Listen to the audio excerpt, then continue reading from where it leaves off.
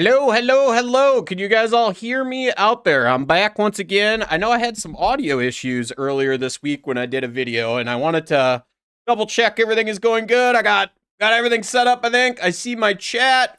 I got my Fusion pulled up. You guys should all be able to see me. I'm going to give this a couple of minutes as always. We kick this off, and then all of a sudden a bunch of people roll in here. Dylan, I see you out there in chat. Make sure you guys can hear me. You can see me. Obviously, it always takes... Oh, TC Alpha in the chat as always. What's going on, buddy? Guys, can you see me? You can hear me? Nice internet. Yeah, tell me about it, bud. Tell me about it. Somehow, I downed the entire internet service for all of that small town I was in. Not my town. It was somebody else's town. But how's everybody's week? Going to go ahead and give this a few more minutes. I know we're getting off to a start right at the top of the hour versus 5 minutes early. There's the information on my phone saying we are live. You're ready for the weekend? Me too, man. It has been a absolute crazy week over doing tons of stuff. Again, I don't know what is going on. I can't see how many people are out there, so I apologize, guys, if you're curious. I know I had a couple of Facebook posts also go out. I'm going to go ahead and start this off early. Again, thank you guys quite a bit. Those of you that have donated all of the beers. As you may know, if you guys are new here, I am, as I'm going to claim now, world famous Fusion Phil here at jitcadcam. And welcome back to another week of Free Support Friday. You guys at any time can support files along the way. We can look at interesting workflows you may or may not be doing. Anything I can do to help you guys or overcome problems you may have, whether that be post-processor, Fusion related. Again, if we can't solve it in this time frame, guys, I understand that everybody has questions as we go. There is my live viewer count. All 6 of you, let's go. Half dozen for the win. I'll drink to that. If you guys have anything, I know some people have submitted some stuff. I think this week we're actually going to kick things off with some post-processor stuff. So let me go ahead and change my screen up here. You guys should see me. Yep, looks like you could see me. You could see my screen, and let's go for this. So what I'm actually going to do is we're going to go and pull a random part, and we may have to throw a couple of toolpaths on there. Dylan? Oh, Dylan's drinking for me. Drinking a beer per live viewer? Sure, why not? I'll start shotgunning beers, I guess. It'll get real out of hand real quick. No, me. Yeah, 100%. Let's go. Let's see here. We got Free Support Friday. I did have a part, I think, that is Fusion Friday. This is what I was trying to help somebody real quick before this. I got all caught up. Didn't get to get my prep on, listen to my actual pre-game music, so to say. Here we go. Here's a good part. I'm going to go ahead and jump over to manufacture. And then the problem that this person was having, I'm going to show you guys here. Got to get a couple toolpaths on this part. Been a while since I've even used templates from here. Let's go throw some toolpaths at something. And we're going to regenerate everything. What are we getting here? Pocket selection. Ah, that's right. This was one of the templates we tried to link toolpaths with. So let's go to the old-fashioned way, right? Face.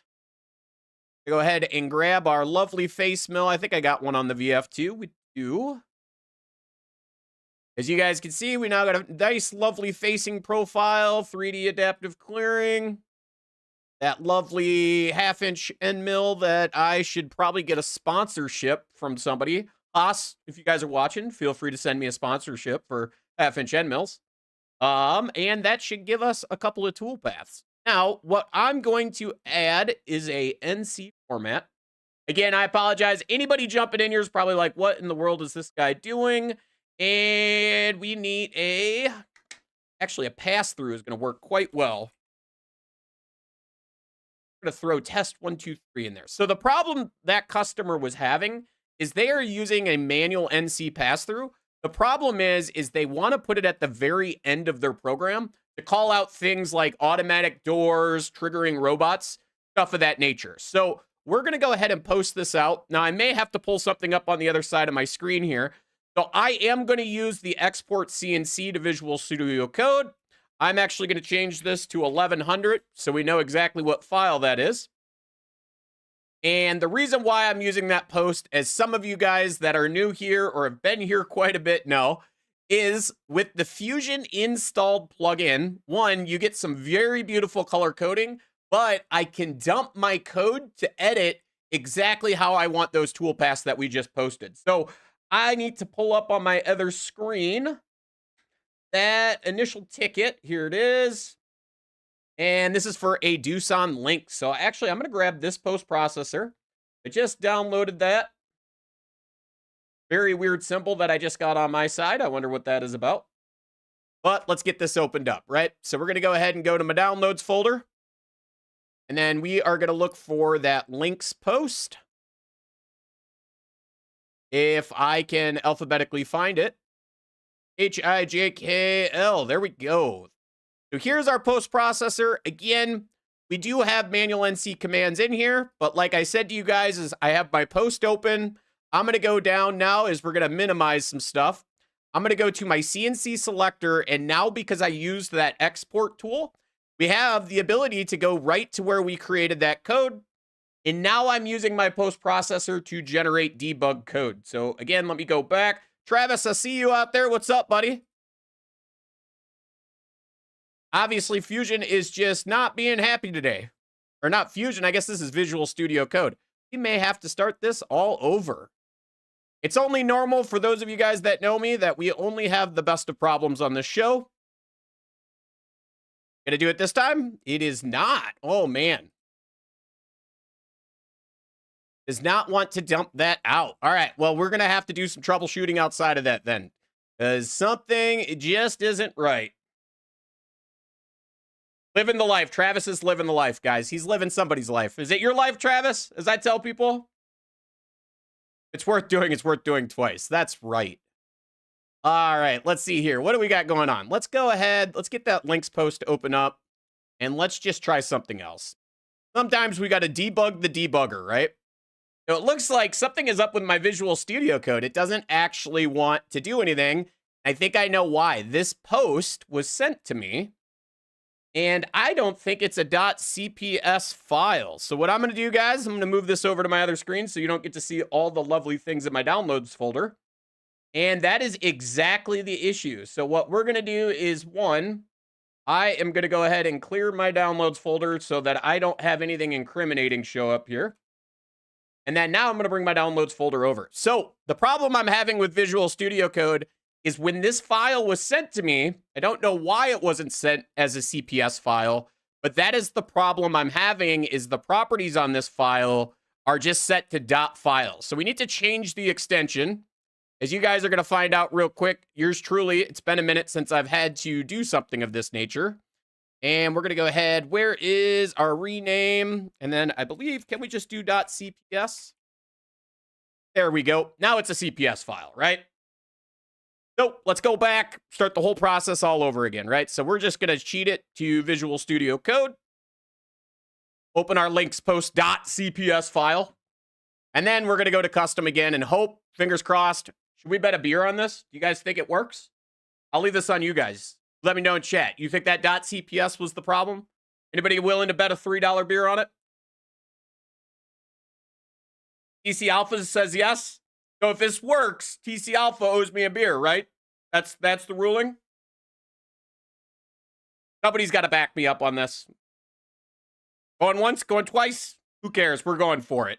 So 1100 and pow, we did fix it. So the file extension was the issue right off the start.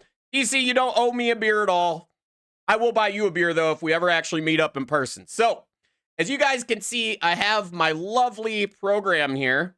And the real thing is what I'm looking for is the section of code where it actually puts the NC format that I'm trying to work with, right? So again, is we have a variable NC down here. So again, is what I'm looking for is we have our function on pass through. We have where it's writing that in, function write block. And what I'm mainly looking for is where it's putting that in my code so that I can edit it. So again, we take a glance here. We have our function for execute manual NC. So let's see here. We're going to give it 1 or 2 more clicks and see if we can't find it. Yours truly is just getting thrown under the bus today because this ticket came in really early this morning and I was half awake when I was looking at it. So we have our function, manual NC, expand manual NC. Okay. Let's just go for the on manual NC. There's nothing. And if we scroll up, I want to verify a few things because we're at the end of our program. Because what's really happening for you guys out there is he doesn't want it to actually be exported right here. He wants it right above the M30 line. But we need to figure out what we need and where we want to put it. So I think what I'm thinking here is let's go ahead and click it a few more times because we did have on pass through, if I remember, right here. So I'm going to go ahead and grab that on pass through. And I am going to go down to my M30 line. And let's see if we can't figure out a way to just throw this in right here. Again, so we have process execute manual NC.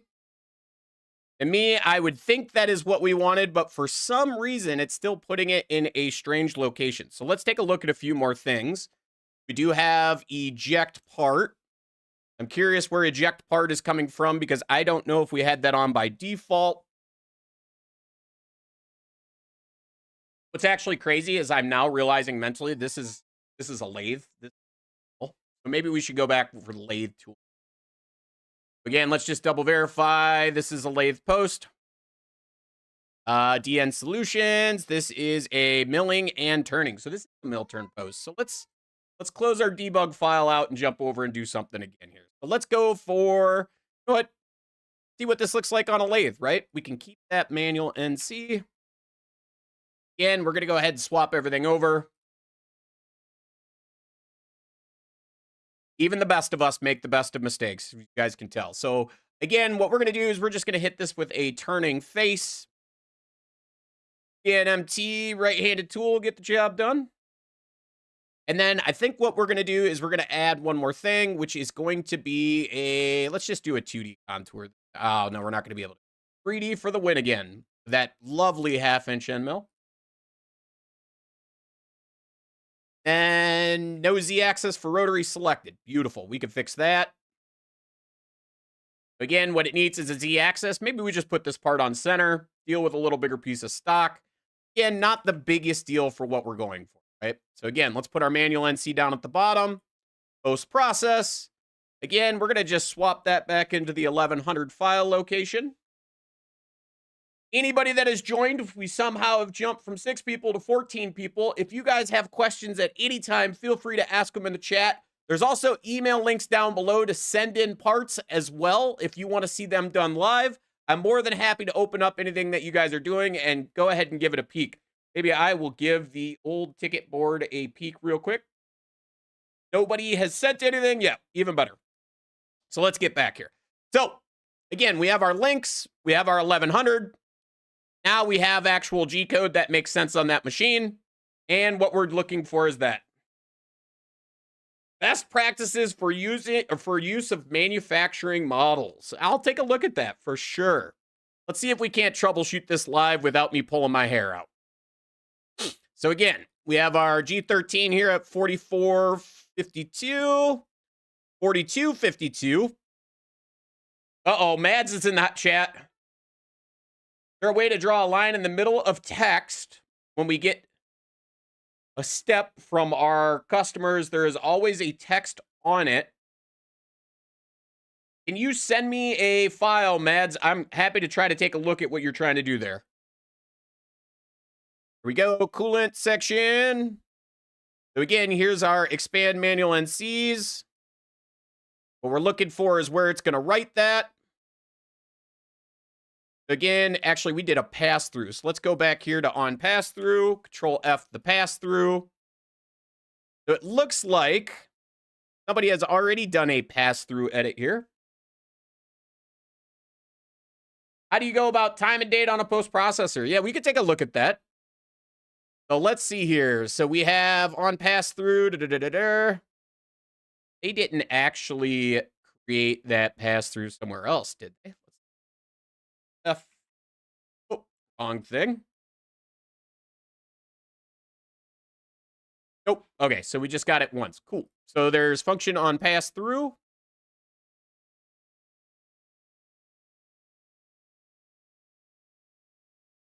There is our function. So let's go ahead and see if we can't find our manual NC.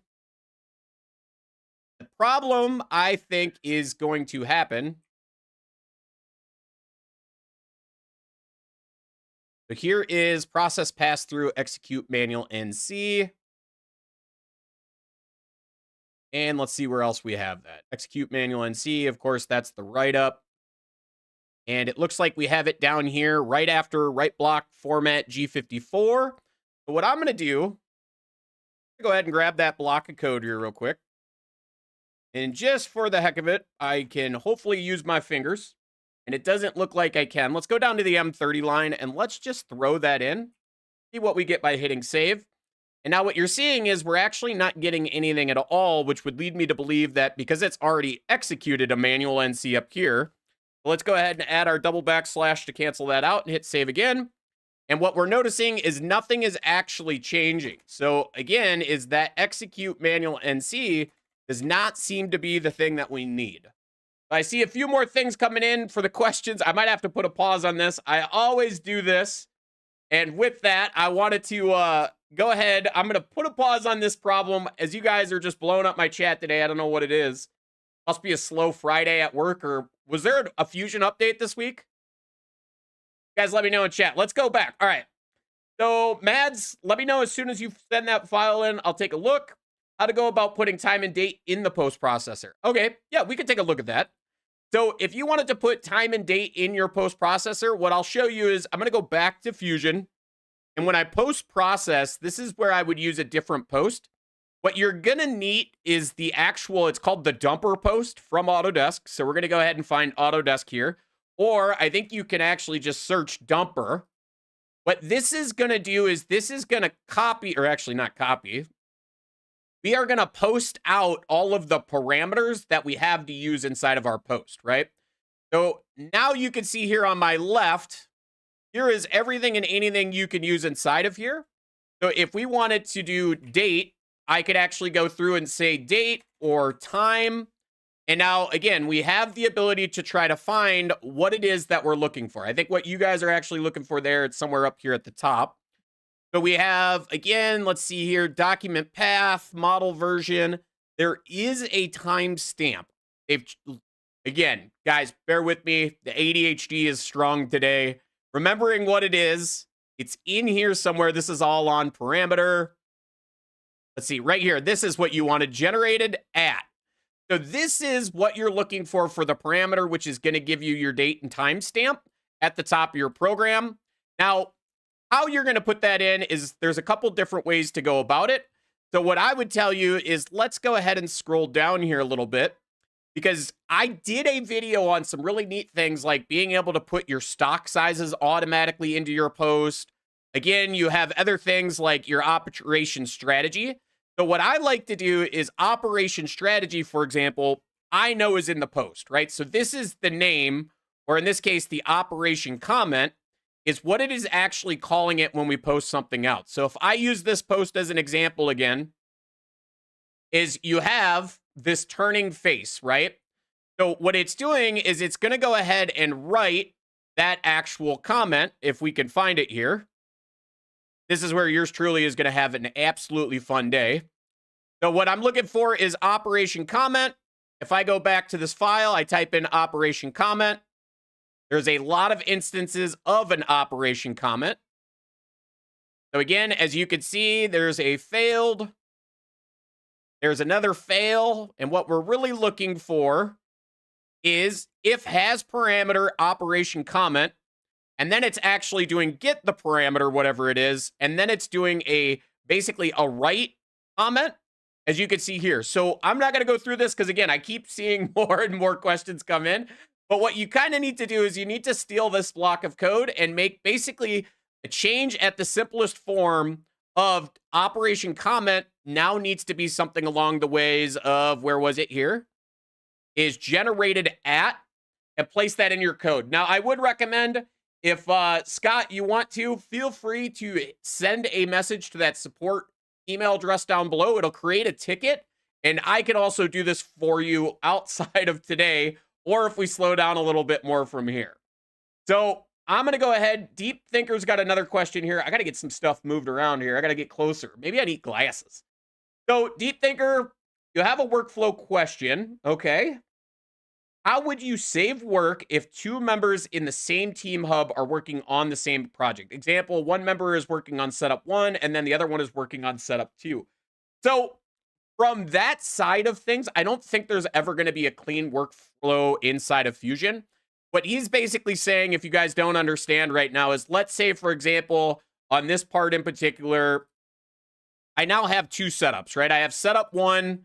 For the sake of this, let's go ahead and grab this facing and throw it down below so you guys can see a couple of toolpaths. You can't both be working in the same area of the actual Fusion 360, as well as you both can't be working on the same file at the same time. Now, from a design standpoint, there's a way better workflow where you could, actually, I take that back. Let me pause real quick because there's some ideas now forming in my poor little brain. This is something new to Fusion, and I think some of you guys are going to know where I'm going with this, but let's get a few more toolpaths on this. So now we got some OD roughing. Let's hit this with some OD finishing, right? So I now have setup 1 and I have setup 2. And what I'm going to do is I'm actually going to copy setup 2 and delete it. And we're going to hit save. Because if you guys really wanted to do multiple setups by different people, what I'm going to do is I'm going to open a brand new file, and this is where the power of Fusion's later updates have come from, is I could insert my part here, right? And because this is linked, if I go into manufacture, it's going to ask me, do I want to bring that CAM data through, right? So what we're going to do is we're going to hit yes. And then what you're going to see is we now have a linked setup. So again, is based on everything we've done so far. Now, what I'm going to do with that is I'm now going to create a new unlinked setup. So again, we're going to go ahead and flip our Z. As you can see, we're working now on the sub spindle as we want to. Actually, we don't need to do this. We're going to just paste in what we need. So again, we go up to the top, we right click, or in this case, we could hit Control V possibly.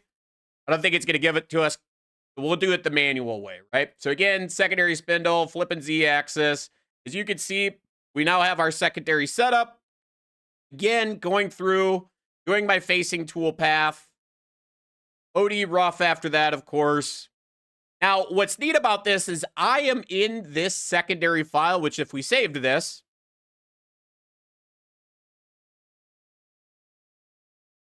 so we're in the final file, right? This is the file that the end goal is to go run this. Now, if I was actually working on this file over here, right? So what do we got so far? We did our outside.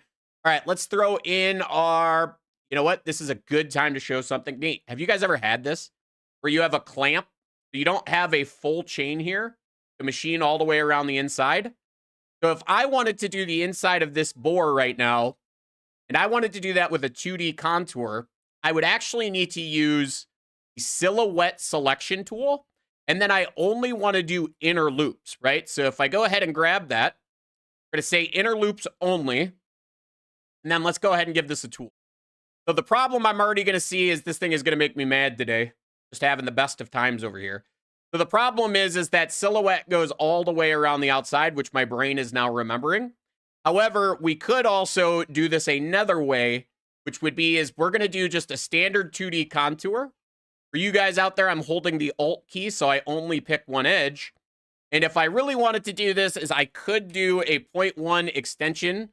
And now because that extension is tangential, notice how I've actually got a bore. Again, the nice thing here is with the split, I have that ability with the tangential extension to continue that chain to make it a full loop. And Fusion's way ahead of me here, right? But again, we've added a new toolpath. I'm going to call it new toolpath so you guys don't think I'm doing some Hollywood magic on you. And we're going to go ahead and hit save. So if we go back to our final part, what you're going to see is because something that is linked is updated, I'm going to go ahead and click that reference. Let's go ahead and update all. And then just like that, you're going to see that we have our latest toolpath that I just did come through. So with the addition of something like this tool, and this is a workflow I just literally just thought of on the spot, is that linking ability does allow two of you to work together cohesively. Now, what's going to be funny is, do you guys think we can go a third tier deeper with this? Do you think I can now link the final into another final? I'm going to go ahead and let you guys take a sec to tell me in chat while I go grab Mads' file. Let me... Oh, Mad, did you send me a file? I don't see it at all.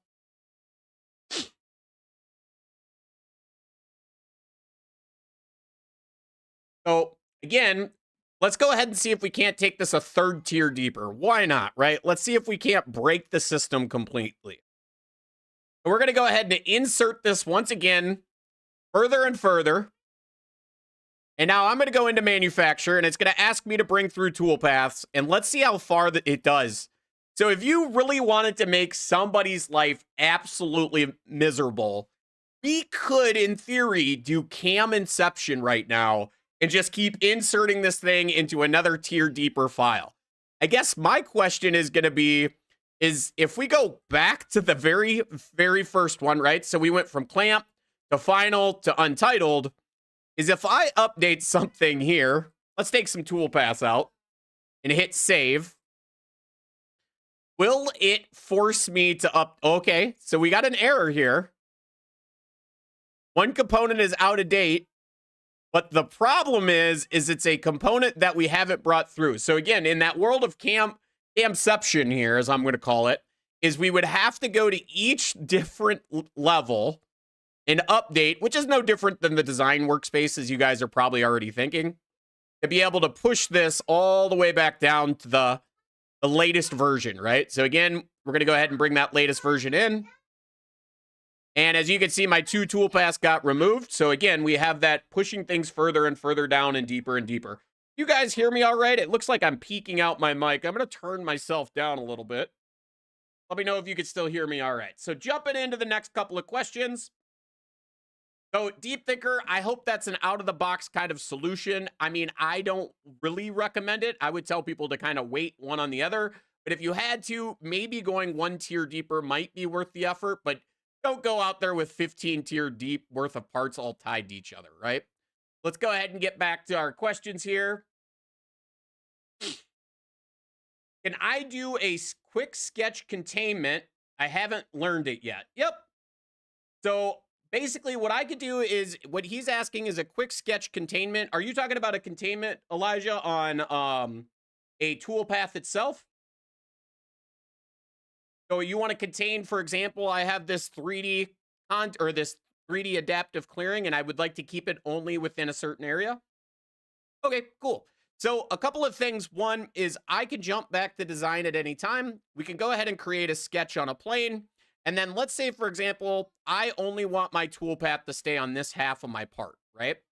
So from that, when I go back into manufacture, if I'm in that toolpath, I can set my geometry where it says machining boundary. I could say selection, and then I could pick that chain. So again, nice thing with Fusion 360 is depending on if we say tool on center, tool outside boundary, it has now been contained to specifically that one region. Now, if you're somebody that has the machining extension, it gets better. So if we were to hit this part with a 3D contour, tool all the way to the outside, again, not the best of toolpaths, but if you had the actual machining extension, I could go in and I could do a trim toolpath, again, allowing you to make some very creative workflows. But what this allows me to do is to keep both sides of this toolpath. So as you can see, here is one side of the toolpath, and here's the second side of the toolpath.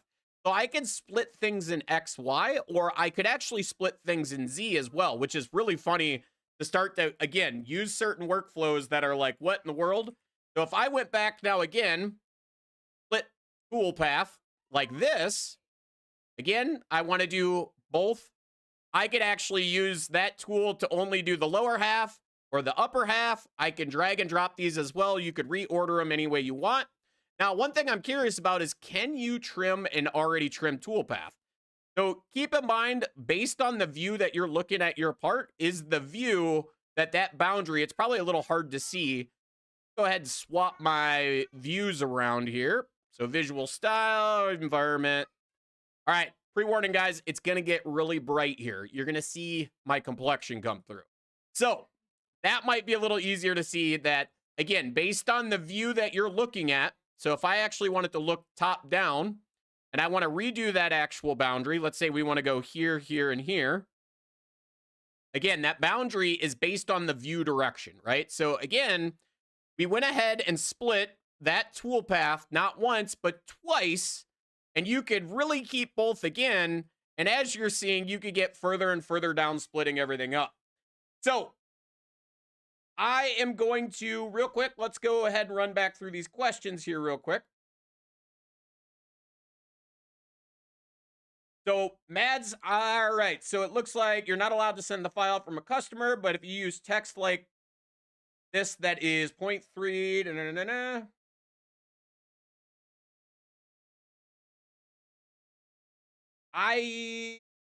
it's going to be, let me see here. I'm assuming you didn't send me anything. My brain's going to take a minute to process. All right.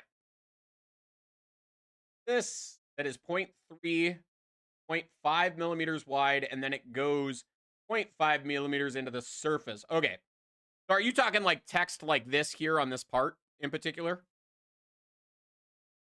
Go ahead and let me know in chat. But I think now is a good time to roll out something super sweet. You guys in for a pretty sweet preview and look ahead?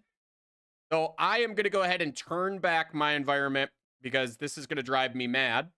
But for those of you that are a part of the Insider program, you can turn on a very specific feature, which is Enable UI Themes, which allows you to, you may or may not know, go ahead and activate dark mode inside of Fusion 360. So I did get an email, which I think I got blamed for. You have that ability to now actually utilize a dark mode, as you guys are seeing me unveil. And even if I'm not supposed to show this, I'll take getting yelled at for you guys any day of the week. So what you're asking is if you had to do text like this on a part, right? So let's get this sketch out of the way. So what I'm going to do is I'm going to go ahead and jump up to the top. So if I had to do some text like this, it's going to, Bogdan is, mine is blowing. Dark mode, right? And so for the record, when Autodesk watches this video before I get yelled at, I've seen like 4 other videos in dark mode. It now looks like Inventor in my opinion. But with that being said, let's go ahead and do some engraving on some letters. So you have some options, of course. You could, in theory, come in here and do a 2D pocket toolpath. Very good. And again, is I could pick the floor of these areas that I want to machine based on my tooling, of course, small tool, and we could machine that actual lettering out so that it is square. Obviously, you can't make square corners, but about as good as it's going to get, right? There is the option also to do something like an engrave. Now, with engrave, same kind of rule applies. We're going to go ahead and pick our boundaries.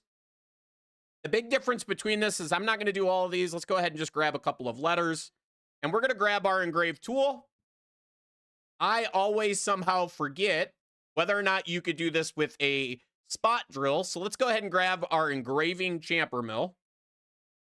And what you're going to see when I hit OK here is it's actually going to create a complete problem if I go run this part because we're on the wrong direction. Let's make it let's go ahead and flip our setup just to be safe. And again, we no longer want turning. We're going back to milling. I want to pick my Z-axis.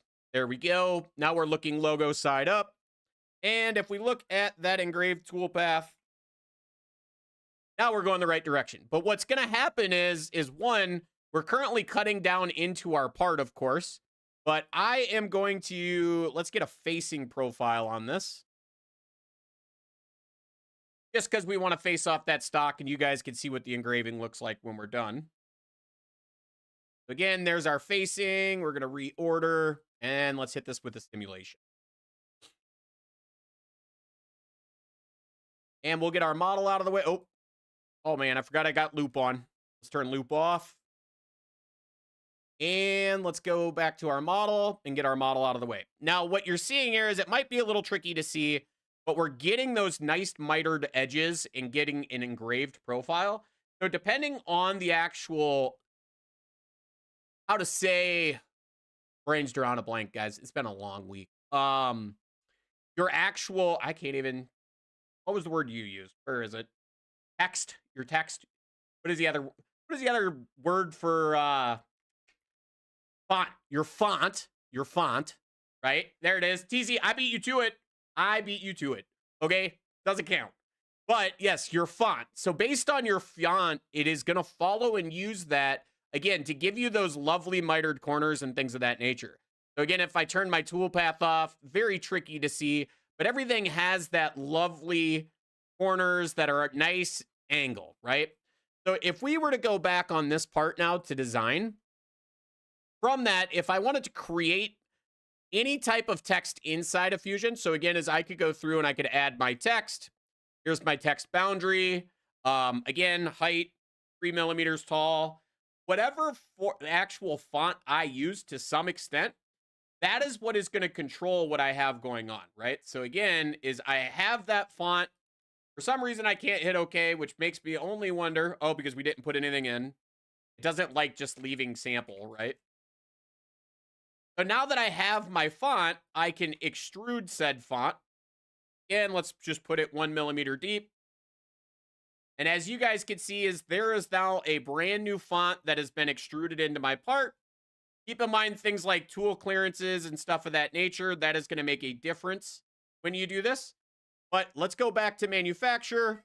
Again, I'm going to go ahead and grab that engraved toolpath and reselect those boundaries, right? So again, inside, outside chain, outside chain, and a couple of other things.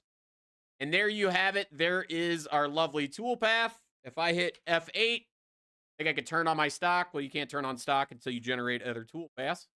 Let's get that other toolpath in there. And then there is our font. Little F7 work. We can turn that off. I don't know how well you guys can see that. But again, that engraved toolpath makes it work quite well.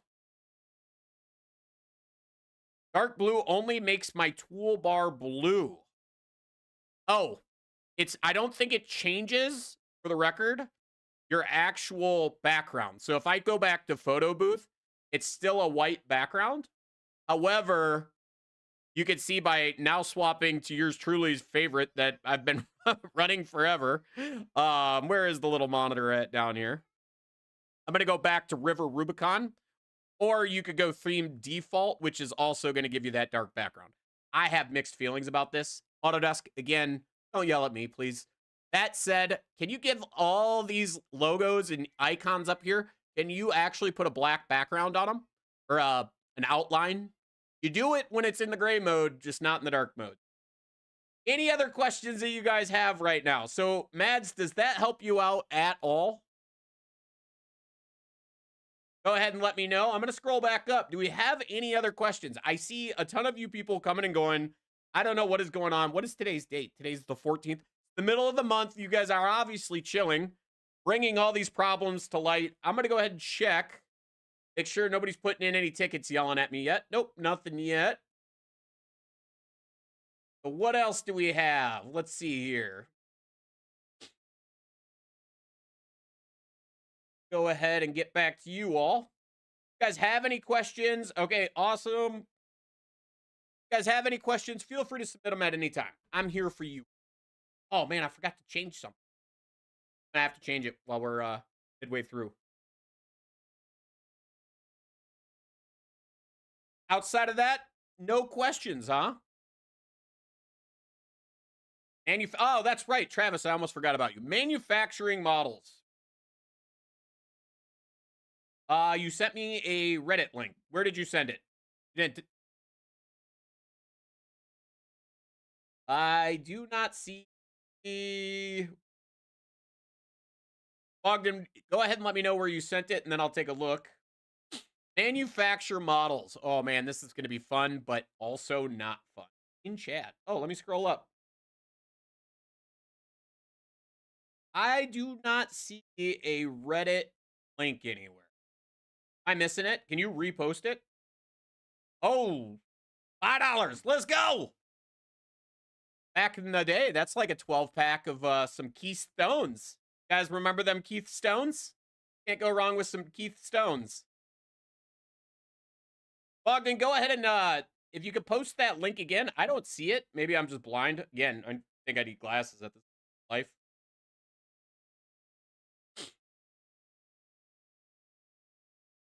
So, Travis, we're going to go ahead and visit manufacturer models, I guess. I've been needing to make some content on this. Um, just did. Where are you in chat? What chat, Pog? Are you talking Discord? Facebook? I don't see it in here. I'm looking at chat here.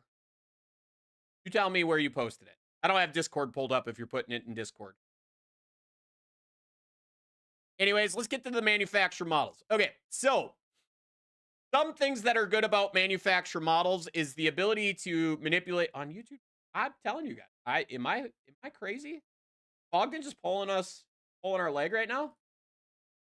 You guys see this link? Do I need to pull up my own stream to see what's going on? So, what is manufacturer models? Well, the easiest way to say it is manufacturer models are the ability to manipulate a model if you need it, or to add things into your model as you go. Now, I foresee a future where manufacturer models has some good value. Now, what I'm going to do here is I'm going to go ahead and create a manufacturer model. So I'm going to go to my setup. I'm going to right click. And this is usually where I realize that it's not in here. Oh, yep. It's not in here, which means we need to go to setup, create manufacturer model. What this is going to do is give you a basically chance to make or modify a model for something you may or may not need later. So what I'm going to do now is I'm going to right click on edit manufacturer model. And now on this part, let's say a couple of things I want to do is I want to leave 10 on these walls. So I'm doing a push pull on the wall. I'm going to go ahead and remove this fillet back here. Maybe. There we go. And let's actually remove these two. Oh, that's going to break that model, I think. Go ahead and pull these lower ones out first. Yep. It's not going to like that, so we can't just necessarily go ripping everything out of here, but let's pull this bore out of here. Beautiful. So let's change, actually, that offset. Let's make it a little more dramatic, right? So as you can see, what I'm doing right now is I'm editing the model for manufacturing, right? So when I go back to Fusion, as you can see, it's currently active here. So if I wanted to go back to my original model, I can simply click the activate. Now, in the case when I'm doing my setup, I have the ability to now, at the model level, I could actually say I want to use that manufacturer model. So what you're going to see is by clicking, I now have the manufacturer model that we're using, and we can go ahead and start our machining process. Now, the problem I foresee, or I have foreseen, is when we do this, the model for manufacture is coming from somewhere else. So I just want to show you guys this, that if I click the body, it's pulling the body from the manufacturer model, right? It's not pulling the body from the original model from the design side of things. Why can this be good or can this be bad? Well, if I create a new setup here, and I wanted to use something like from preceding, however, I am not going to use manufacturer model 1. So again, is maybe I'm back to the default settings and the body I'm using is from the default component. It is going to cause a problem with your tool paths. What I'm going to do is I'm going to go ahead and regenerate this facing. This is the only problem with dark mode right now, guys. If you pick something, it only makes the icon blue. It makes it painful to see. So let's go ahead and add that second tool path. Now, unless they fix something, which I don't think they did, and I could be wrong, because I would be tickled pink if they've made this so it works right, is let's say we are going to do our 3D adaptive clearing here again. Need to go grab that 1/2" end mill. So again, I'm now roughing at the higher level. Let's go ahead and pull our engrave out of the way. So again, you can see how we have that small bore feature, right? And there is my material that has been machined up until this point. When I go down to my next setup, what you're going to notice is even though I have that tool path here to rough this part out, the continuous rest machining of stock is not coming through. And the reason is because when you're doing your actual, oh, I got to turn it on. I base stand corrected. Pause on that. From preceding setup, continuous rest machining. And this is what I was going to say. Cannot verify the stock is transferred from the previous setup. Verify that the model selection. So again, everything is tied back to model selection at the end of the day for what's going on, right? So this is where I see the problem with manufacturer model today, is because in our initial setup, right? Our model is the model from manufacturer model. In our second setup, again, if you had a second manufacturer model, it wouldn't matter because the same rule applies. Is your setup model here, again, is coming not the same model that you're walking all the way through this process. Now, this does make a big difference. Oh man, Mads, what in the world, bro? This guy just sent, I don't know that unit of increment, but he sent 45. I don't know what that relates to. Hopefully it's 45 ounces of gold and Bill Brown's quitting his job, right? But as you can see is what I'm doing is with manufacturer model across multiple setups, it does not work because we're not continuously machining on the same model, right? So this is the first thing that I kind of complain about. I think there's value there if Autodesk can fix that, because in my opinion, I would use manufacturer model because there is so much value in being able to just quickly jump over to the design area, maybe add some patches or something here. Or as you guys know, you could actually insert a component here. And what I could do is I could go out and find, you know, in this case, I should have, I know I have it. It's a matter of where it is. Jigs and fixtures. Where did you guys all go? Fusion Friday. Do we have jigs and fixtures in here? Awesome. It's going to be a terrible example, but I think you guys are going to get the idea that, like, I can now insert my jig and fixture in here hypothetically, right? Now, whether or not they have it set up with the parameters, let's just see if we can. Yep. So the parameters didn't come through either. Again, I don't know what Autodesk plans to do. I'm just giving you guys the example of, like, look where the value is if they could get it all to work. I think I pointed this out a while ago, is it'd be cool if I could say continuous rush machining from a setup and then pick that setup, right? Like daisy chain my setups together, but the same thing still applies. What you guys are seeing me do when I hit activate here right now is every time it's jumping from one to the other. So again, is I may need to do a little bit more work here. We need to add in a fixture at my manufacturer model. I have a fixture here. So again, there's a ton of stuff that we could do with this thing. It just seems to me like we're missing the last 10% to make it successful, where we could jump around, have a manipulated body in this case, utilize our jigs and fixtures, never affect the original design of this part, right? So it would push through quite valuable in my opinion. I'm going to go ahead and scroll up. I see a lot of things coming through, including the 45. I'm going to take that as 45 individual beers. That's the only way. I'm going to drink 45 beers for Mads out here. So as you can see, Bogdan, yeah, I don't know what's going on. You don't see the link. Cool. That's awesome. It's not me. It's Bogdan. Software doesn't like Bogdan this week. Awesome. So again, based on, yes, you could draw a sketch line through the text and then trace on that line. Yep, 100%. So again, is what Deep Thinker is talking about, is if we were to go back to design when I did that sketch, get flipped around here real quick. There it, well, that's the containment sketch. We're going to go back to the other sketch, which should have been the text. I'm just not in it. Hey guys, I apologize. What sketch do we have here? Okay, there is, let's just, that sketch. There's our text sketch. I guess a couple of other things I want to show you real quick on text. This might help you a ton, is when you create your text, you still have alignment if you've ever actually used something like Microsoft Word.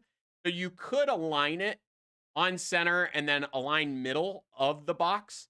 And then as the request is you can now go in and you can drop a center line. I'm really not a fan of this dark mode. It makes it painful on me.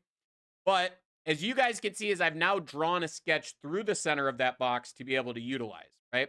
Now, based on that, wherever I drag that sketch around, because it's unconstrained, I have that for my ability to be able to use. So again, so Deep Thinker, what do you got? Speaking of patches, I put patches over some holes for a ball mill finish. Then when behind in the same setup to add holes, it didn't work. Yes, I see this quite a bit. We could do this one. So let's go ahead and just draw a part for this so you guys can see my speed modeling skills. Again, I see more and more of you guys jumping in here quite a bit. Love to see you guys. So if I had a part, hypothetically, and we're just going to put an angled face, and let's just make this 3 by 2. Beautiful. We're going to extrude this out. So I see this quite often where we're going to go ahead and add a hole over here. I know you guys are impressed, right? That was some cool modeling skills, nonetheless. Did hear my phone vibrate. I'm assuming either one of you guys have joined Discord or Bogdan messaged me in Discord at this point. I'll get to that here in a second. But the idea is if I wanted to patch over a hole here, and that's what I'm doing, right? Is so I just patched over that hole. When I go into manufacture to create my setups, I can't stress this enough, guys. When you create your setup, the model to which you are machining should be your end goal of machining. That's usually the idea. When I'm done with this setup, the model I should actually have machined, in this case, it is a model. I'm going to go ahead and expand my bodies out and grab specifically the model I'm working on. As you can see, there's my setup. There's my part file. If you guys are wondering how I have my software automatically turning on and turning off things like jigs and fixtures, down at the bottom, there's this synchronize and activate setup. Go ahead and check all those boxes. That'll make it very easy for you to jump from setup to setup. And as you see, my part bounces all around. I am going to change my background. Let's go ahead and go back to River Rubicon. That made no difference. Guys, I'm turning off dark mode. I can't do it. It's driving me mad. Give me a sec here. So again, we're going to go ahead and change back to, is light gray any better? Has anybody seen light gray? Oh, light gray is like standard Fusion, isn't it? Oh my God, that's way worse.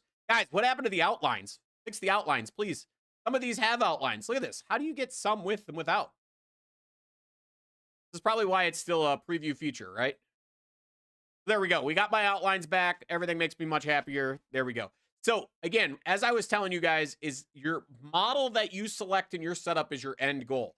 So if I wanted to 3D down this face, for example, let's say I'm going to do a 3D contour, right? So again, I pick my tool.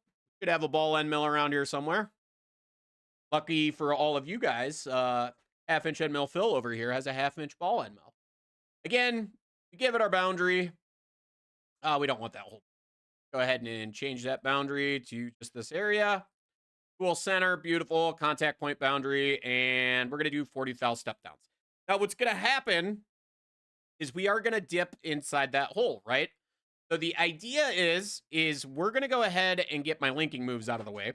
This is where I would add additional models at the toolpath, right? So like at the world level, if you're a master cam user, the world itself has the model that I'm trying to machine. My daughter has got stuck.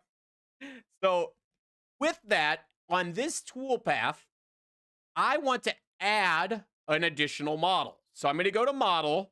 Now I want to keep the setup model. I want to only add the patch in, right? So again, this is where I can go to my patch. I've now selected it. And what you're going to see is for this toolpath, again, we're machining over and utilizing that patch and everything, right?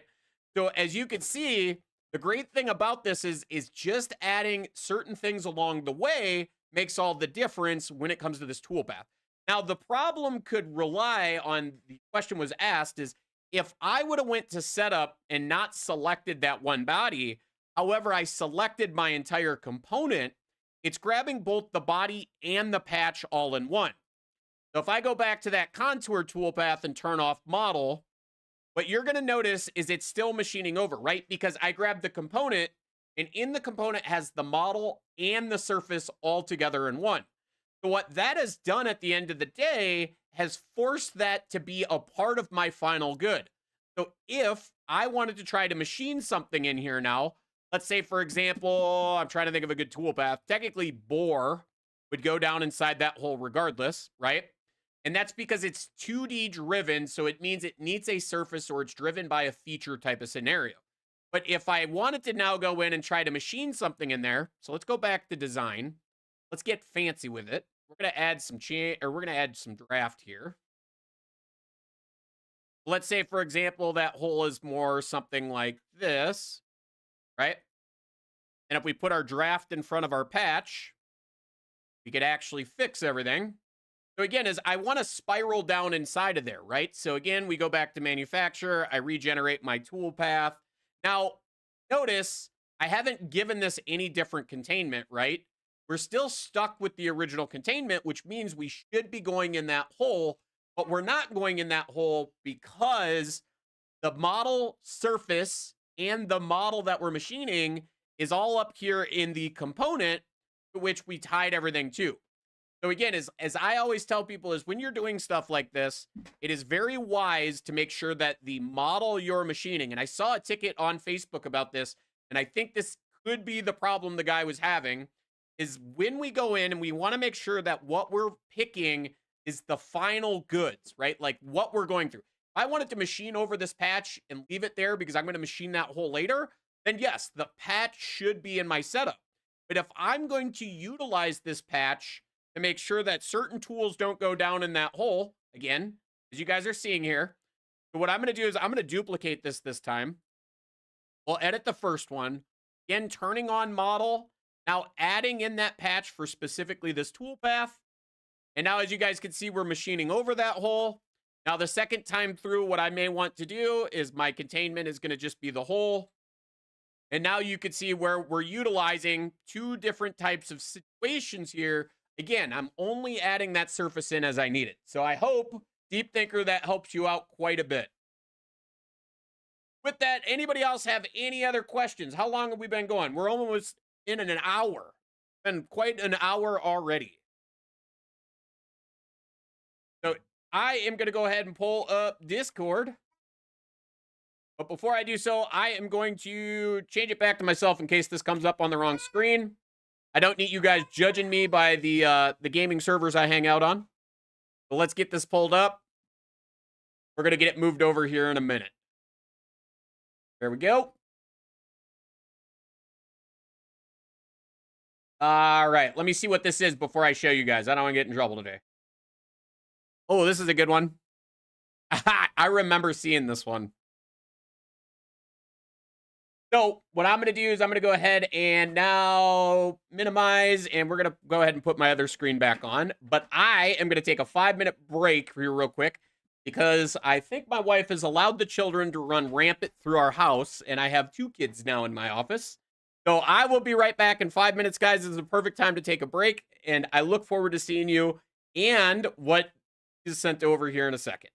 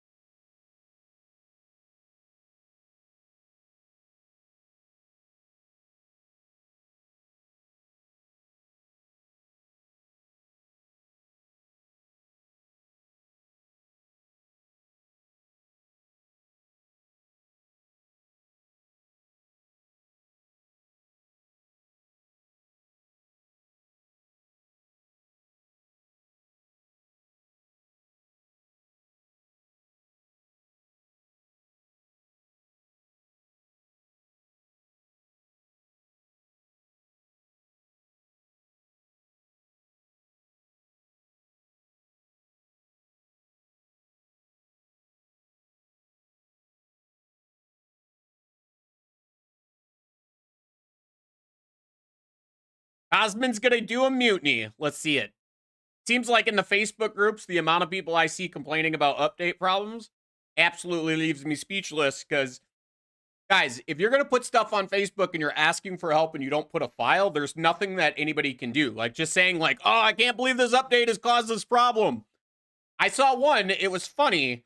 I think it was like every time you create a new file or something, or you do file open, it just opens a random file. That's like a pretty good, funny bug to me. But some of the other stuff I see cracks me up. How's everybody going? Did everybody get back from the bathroom? Anybody get some coffee? All right. Let's see, what do we got? Deep Thinker's got a pretty good question. We're going to jump back to that here in a second. We do need to give Bogdan some attention. He only messaged in 47 times with a link that was never showing up. So I'm going to go ahead and share my screen, and you guys are going to see. So where is my share screen button? There we go. You guys can see now. So the question was, is create a chamfer mill like this in Fusion 360 CAM. I have a drill end mill. So I assume he wants to come all the way down and then exit his part profile, right? Uh-oh. Can't use the server PC, huh? So what's happening is they want to come in and then follow down that chain and then exit, of course, to create. In this case, a little tricky, and I have some ideas on this. Based on the information they're going for here, even the strategy of coming down and out perfectly wouldn't actually give you this mitered corner. But there's some ideas, always some ideas on what we could do, right? So what I'm going to do is I'm going to recreate this feature here real quick, and we're going to look at some things we could do with Fusion, right? So get this closed out. You guys get to see my awesome modeling skills again here in a sec. Anybody that has taken a CAD class by me knows that you could draw any part from rectangles and circles. I want to make that very clear. So what we're going to do is we're going to go ahead and throw two rectangles together. Give it some height. Bam, bam. Yeah, let's go 1 inch tall. 2 inches long. I like it. We're just going to work with that. We're going to extrude this out.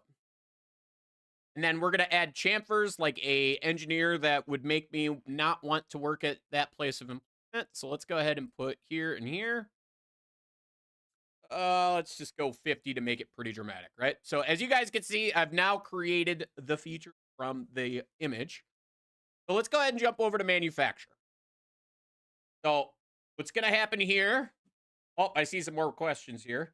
Travis, are you still out there? Just curious. Because I just saw on Facebook when I took my 5-minute break here, you look like you got a late Christmas present that arrived at your place. So what I'm going to do is I'm going to create my setup, guys. As always, let's just go ahead and fix size box, round up by nothing, just to make our life easy. New champion incoming, huh? Uh-oh. When am I going to compete on two tool? I tell you what, I'm not a design guy. I don't know why you guys think I'm a design guy or I'm always designing, right? So, all right, so we got our setup. Let's go ahead and rough this thing out. Grab our lovely 1/2 inch end mill. Those guys, I don't know. TC Alpha, did you see the episodes that I hosted, man? I hosted some episodes. All right, there we go. So we roughed out. Let's just because we can, let's go ahead, go axial 0. Boom. There is that actual setup. Now, keep in mind, in my opinion, based on what was going on, I would have personally, when I did my 2D contour here, I would have came down and around that edge, and then I would have gave it some, tangential extension so we don't bury the tool, and then manually set my Z height, right? So again, I can go into selection, pick the floor, and as you guys will see, we're now coming down and around, right? So again, unless he was really set on machining this wall with that end mill, again, I have some ideas on this. This would work quite adequately to achieve that task, right? So now let's look at using, in this case, like a drill mill or something of that nature. So what I'm going to do now is I'm going to say 2D contour. And what I'm going to do is I am going to go ahead and pick that lower rail. And what I'm going to do is get my tool. So in this case, I would actually define everything as a spot drill. Again, we're going to go in, we're going to say hole making, spot drill, and good old 1/2 inch never does us wrong, right? So at the bare minimum, that toolpath blows out that corner, but we're starting to get a little bit of what I want, right?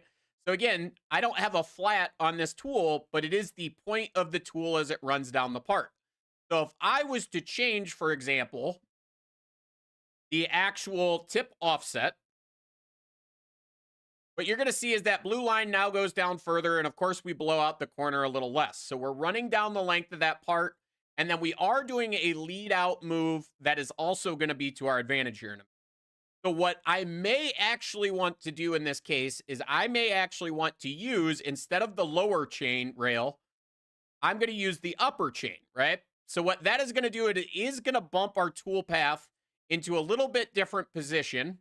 And if we simulate this here, we're going to go ahead and see, where's my simulate button, that we're still coming in at the perfect angle here to run down our part to bust that edge. Now, this is where we're going to be able to get creative with some things. So if we wanted to run so far down our part and stop, we could do exactly that. And then technically with our lead outs, we could cause a 45-degree miter. So what you guys want to do is we're going to go back. I'm going to do my miter angle first.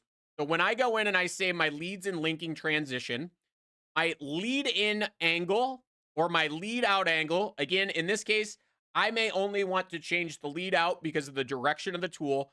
Now, if we were doing both sides of this part, you may want to change both. But as you're going to see here is we're going to go ahead and set that to 45. And then what I'm going to do is I'm actually going to do a 0 radius, right?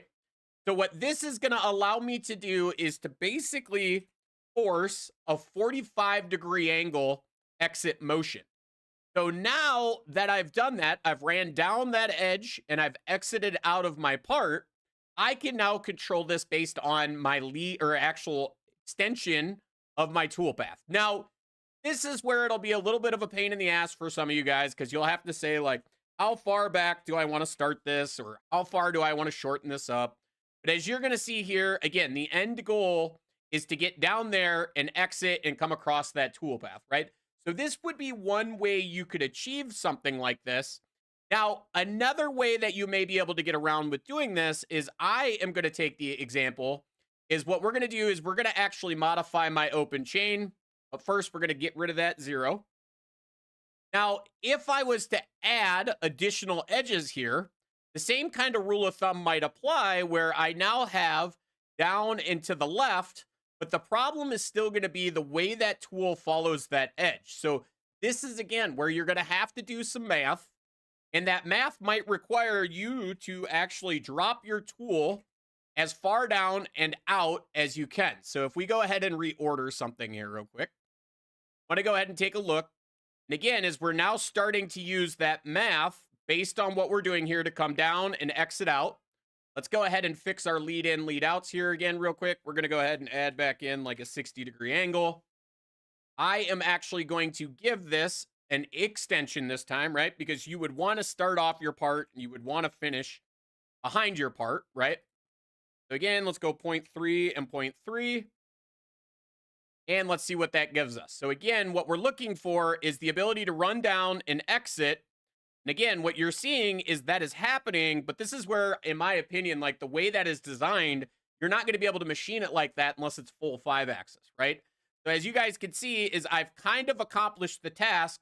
The problem is going to be is as I go up, I would have to come backwards away from this wall here so that I don't hit it. And I think for a lot of you guys, you're starting to see why I would choose to do it the way I did. And let's see, hold on, we got some comments here.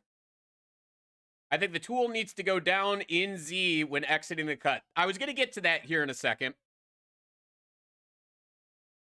But from a 2D contour standpoint, again, you can get down there. You still have that little garbage in the corner.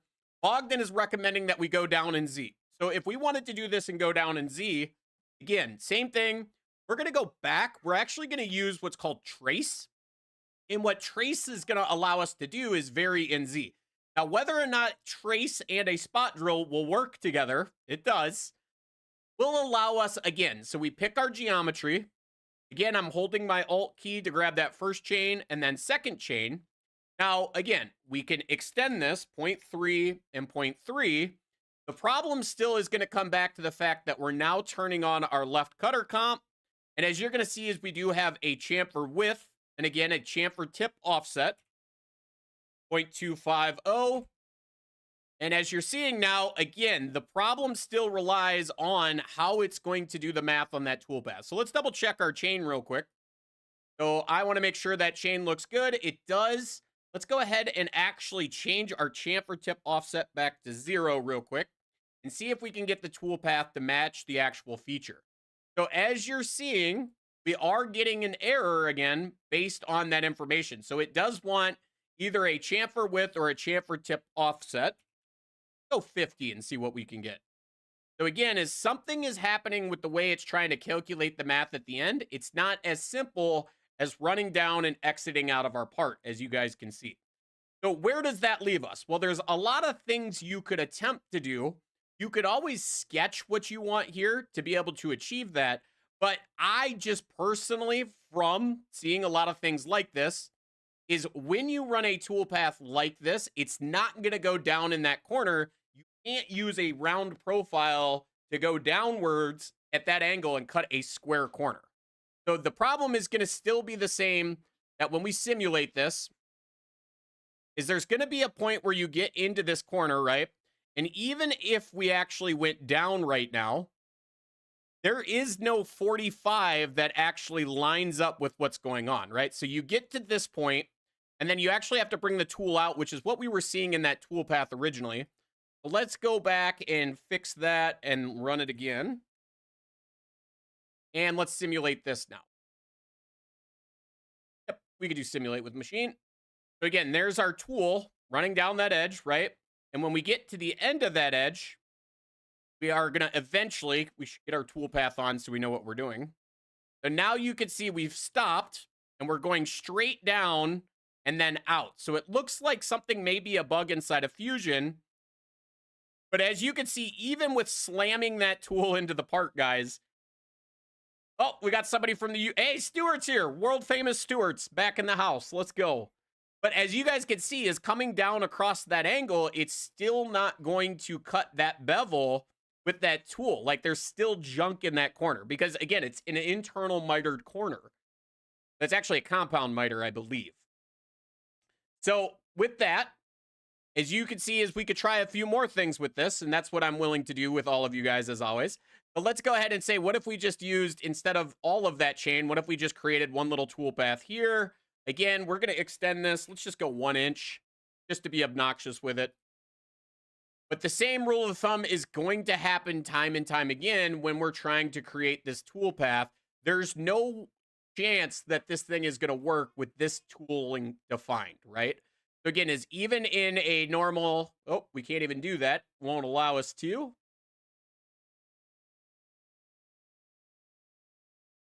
Let's go back here. Let's try something else. I see something that I kind of like. Maximum plunge angle. Let's change that out.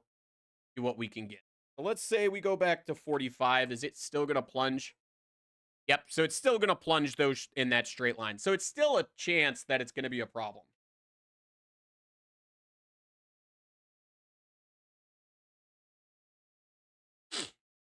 So as you can see, yeah, Bogdan is 100% right. The whole problem is still going to rely. Technically, I think we could do this with a 4th axis motion. So if we were to stick with the mentality of what we have here, let's pull this out. So there's our 2D around this way. Now, if I did have a 4th axis machine, oh, we could do with a 4th. What we're going to do is we're going to set our tool orientation, of course. That's going to be to our flat. And then again, our chain now, and this is where you guys are going to have to do some Hollywood magic, right? So I could run down this chain and add in that little leg right there. And of course, we want to be on the other side. The problem is you probably want to overlap this edge and then come out. So this is, again, this is where sketching can be your best friend when doing something like this. But I'm going to go ahead and show this to you before we go ahead and create those sketches to fix the problem, right? So now the idea is we can run down And the problem here is we're not at least the tool diameter stepped over. So let's go back and do a little bit of Hollywood magic here to make this happen, right? So we're going to go into our design side of things. We're going to create our sketch. We're going to pick our face. And then what I'm going to do is I am just basically going to take this edge and I'm going to extend it up. And then I'm going to extend it over to the right. And now we could add some dimensions to it, right? So I know at a minimum, as I run down this chain, I need to be at least 250 over to be perfect. So I'm actually going to go about 275. And then with that, we can now use that edge with our fourth axis. So again, we go back. We now define our geometry off this sketched edge. Again, down and around. We're going to go ahead and flip that the opposite direction. Again, we have our tool compensation all turned on. And as you can see, we can run down to the end of that part and come out. And now we would, of course, have to do something with the other side, as you can see, is we can only achieve that based on that one direction. You did not miss Burr at all. The problem is somebody made this post. I think I closed the post out. I can get it back open now that I have Discord on my other screen. Let me get this post back up. So what you missed is somebody posted about being able to create this feature inside of Fusion. And the problem is you can't really create the feature and machine it as modeled.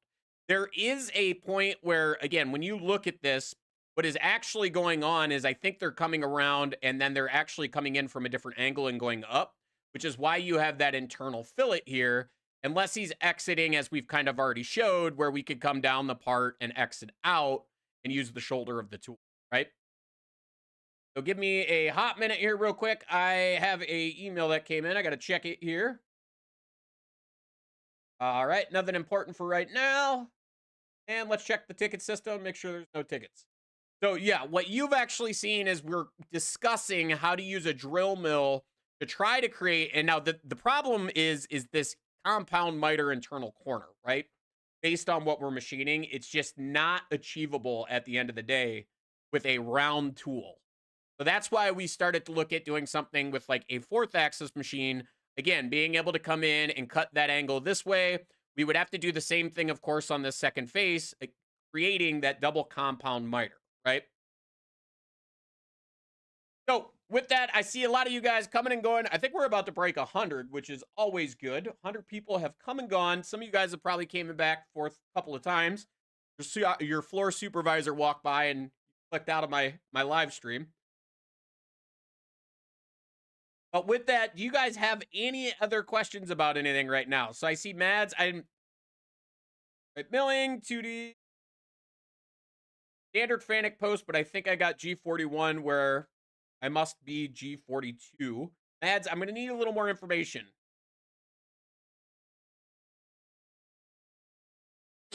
I'll take a second here.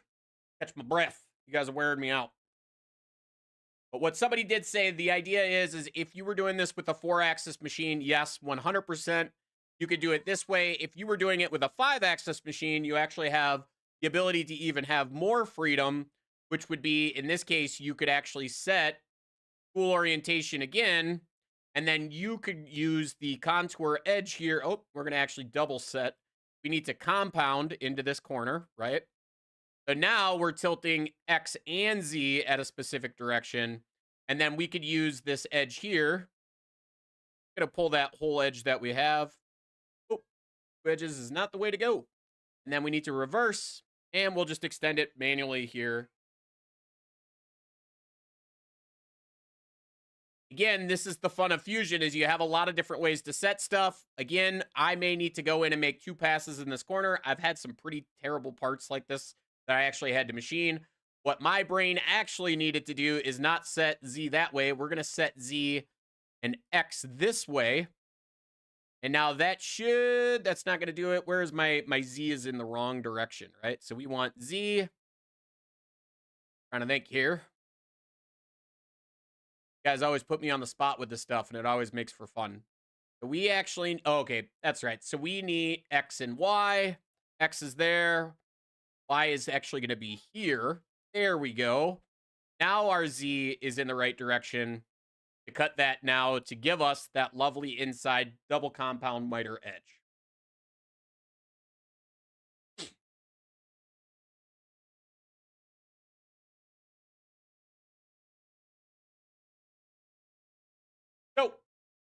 Deep thinker, on an already machined part, how would I locate my Z over top of a hole in a curved surface? I mean, technically, you could use a tooling ball. I did do a video on a tooling ball. It's kind of hard to say. It's like, I would need to see the part in particular, how you have it set up and how that would work.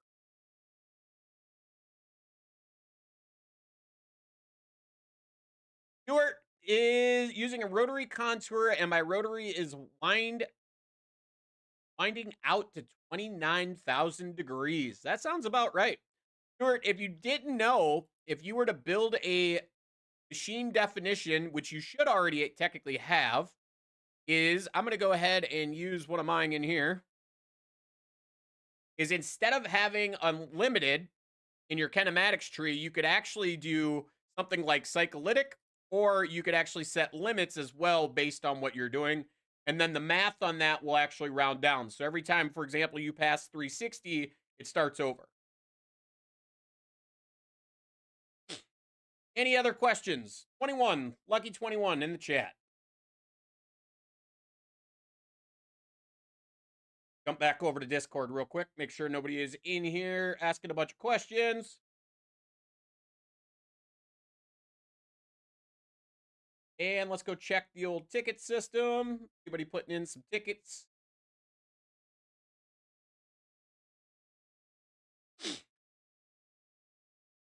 Oh.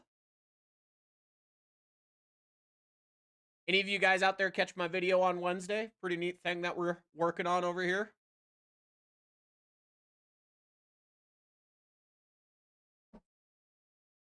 Oh. Any other questions? Going once, going twice. See a lot of you guys out there.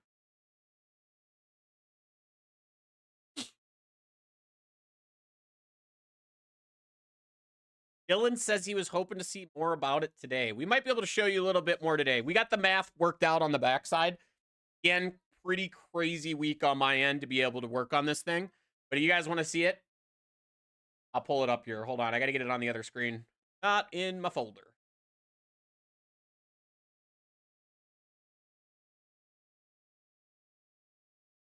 Your post G41, but it must be G42. Okay. Give me one quick second here.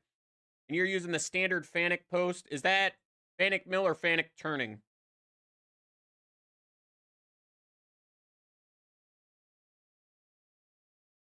Osman, it's honestly shocking. I like that question because what the ratio is. I'm curious about it, but I'm pretty sure most people in my chat.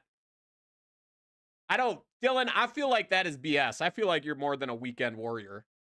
I think if you buy a machine that's running 10 grand, it's not a weekend warrior thing. You may be only working on the weekend, but you're committed.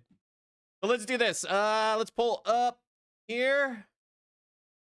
And Fanuc milling. Okay, cool. So let's go ahead and post. Let's get a copy of that Fanuc post here real quick. I actually have one here, but let's get the latest overwrite. We got the latest version, and let's go ahead and edit it. So the question was about 41 versus 42, right? So what I'm going to do is I'm going to start with Control F, and I'm going to look for G41 versus 42. Now, I would need to know a little bit more information because right off the top, Mads, I'm seeing that G41 is radius compensation left. G42 is radius compensation right. If for some reason you needed those two reversed, you could easily change them out right here in the post. All weekend warriors. Hey, if you guys are all weekend warriors, let's go. So as you can see, is you can switch the radius versus left and radius right versus radius left. You could change these two numbers around, and that would give you one versus the other. I would be curious to see why is it that you are needing one over the other. Ryan, great to see you as always. I see Deep Thinker added a photo to Discord, was that? Let's see here. Oh, that's not so bad. So you need to find a Z height based on that? I mean, if that's just a full That's just a single curve, right? It's just curved over the top.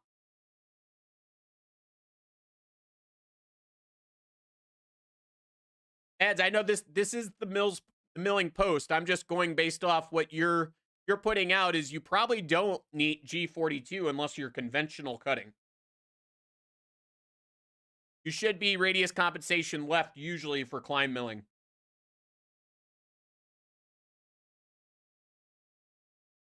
Ryan, what's good on your end? You need to machine the off-center holes. Okay.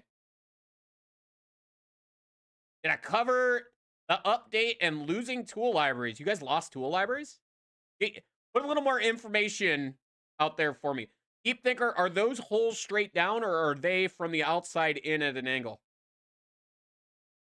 Slamming out chips. Let's go. Either the spindle's turning or the company's burning money, right?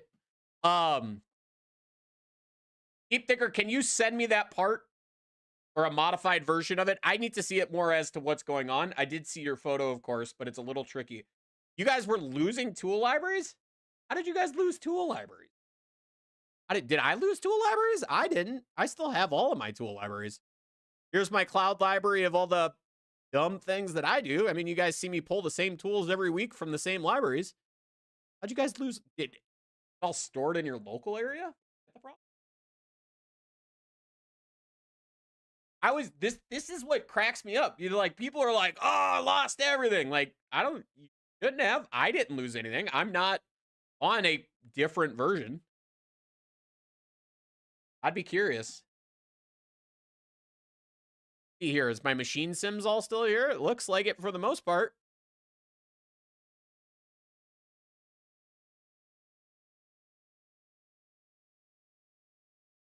Ryan, so when you did were you on single user still? Is that what happened?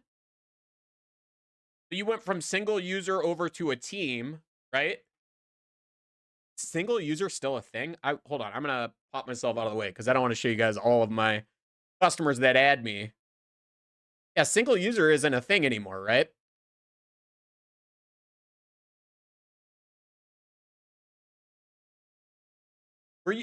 Were you guys literally moving from single user though? That's my question. Is like you didn't have a team hub, you were a single user hub?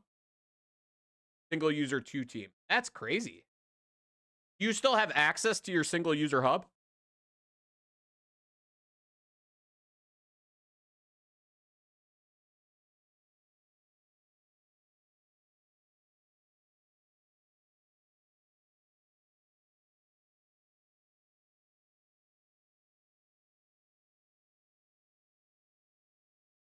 Ah, here's one from February 4th. Let's see what it says. Oh. Oh. Have you guys seen this? Did you guys figure out the problem? Because it looks like they already have a solution out. Look at this. Get my chat back up so I can hear you guys talk about it. So what it's saying is it moved it over, but because you already had an assets folder, it created a new assets. So if you go into your home button down here, you probably see 2 assets library or something like that. You just need to copy everything over.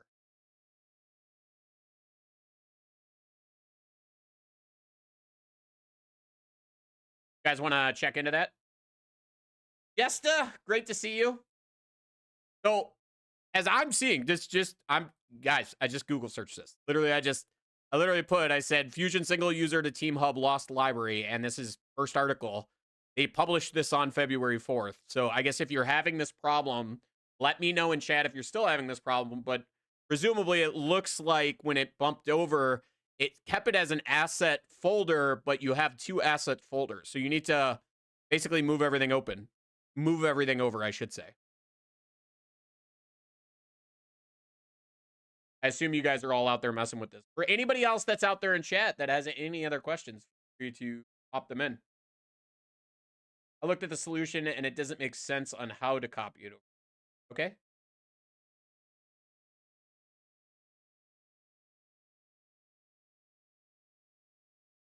do you have the 2 assets folder? Like, I'm happy to, like, take a peek at your stuff. You guys have a chance.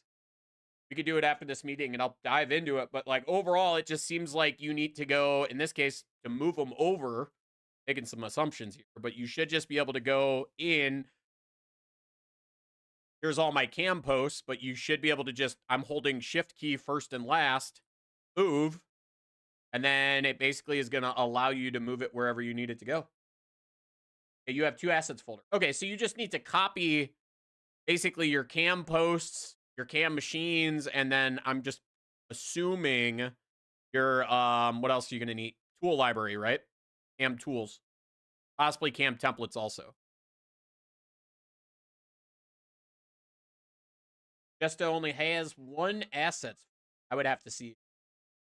That's something, guys, if you want, use the support link down below. Send me a message, and it'll create a ticket for you, and we can take a look at this after we have free support Friday. That way I don't have to show you guys the screen online for everybody and give away all your trade secrets.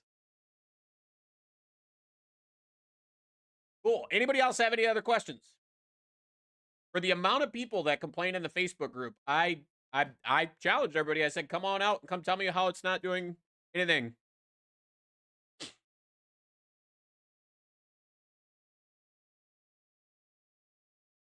Yeah, it seems like that all the time, right? It always seems like it's the end of the world, but when did the latest update get pushed? Anybody know?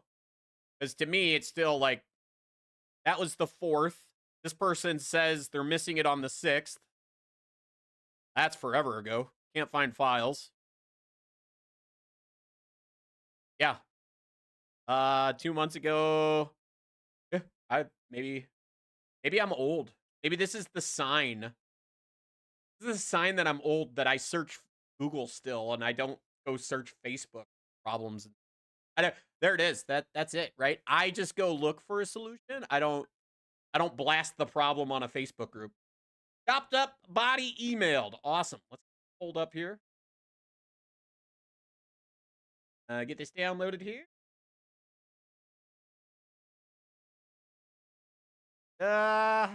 And let's throw this in the old free support Friday.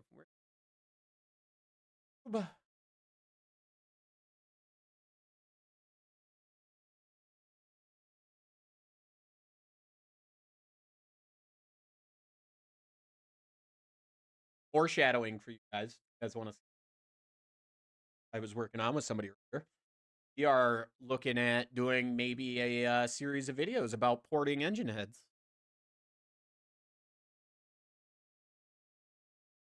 All right. It's a fancy. Look at the construction planes. Okay, so the holes are up here, right? So the problem is you only have a 3-axis machine and you're wondering how to cut those holes, huh? So what I'm going to do is we're going to go ahead and jump over to manufacture. Now, there's a very few tool paths that have the ability to do undercutting. Now, I don't know the application to this, and as most people are probably already going to say is, hey, why doesn't he just put it on the 4th axis? He doesn't have a 4th axis. He's in a 3-axis machine, right? So a few of the tool paths are going to still require a containment boundary. I may actually draw that boundary off the start just because I'm foreshadowing on something I already know. What you're seeing me do here is I'm creating a sketch off the bottom flat, and then I'm just going to throw a rectangle at this so that I can use that for anything I'm going to do here in a second. Now, I'm going to make an assumption that this is a pretty even grid pattern down the part, so we can pattern one into Menti. But let's go back to our manufacturing now. Again, we create our setup. He is completely the wrong way, which is not a big deal. And there we go. We have our setup, right? So if I was to use something like a 3D contour profile, and with this, I'm going to pick a lollipop style tool, or in this case, I'm going to make one. I need a lollipop. Now the cutter diameter, we're going to make some guesses. Hopefully as educated as we can get with my high school diploma I barely got. And 250, beautiful. I think that is going to work quite well for us. This is where I find out this part is like 2 feet by 3 feet. So there's our tool. We're going to have to possibly go a hair smaller. We're going to go for it. We might not have to. So what I'm going to do is I'm going to give this a selected boundary, right? I want to stay within a boundary. And then we're going to say tool inside boundary. And then in the world of Fusion, we're just going to double check our step down and we're going to let this thing kind of do what it needs to do and see if we can get in that hole to start with. Now, this is where I'm already seeing I'm getting what I want. And this is why most of you guys out there, when I tell you guys, when you do this stuff, give Fusion the bare minimum. It usually does what you want it to do. So if I go back 2 seconds here, I'm actually going to say selection boundary. I'm going to grab the part all in one shot. And then what you're going to see is we are going to bore down inside of these holes here in a sec, hopefully. There we go. And we are boring down at an angle. So this is something to keep in mind that we're starting to see is if I do a inspect, and I'm going to do a section analysis, I'm going to grab the end here. Again, doesn't matter what end you're going for. All I'm trying to show you guys is by using something like 3D contour. Notice how my step overs are angular here, and we are machining now undercut bores in our part using a lollipop cutter.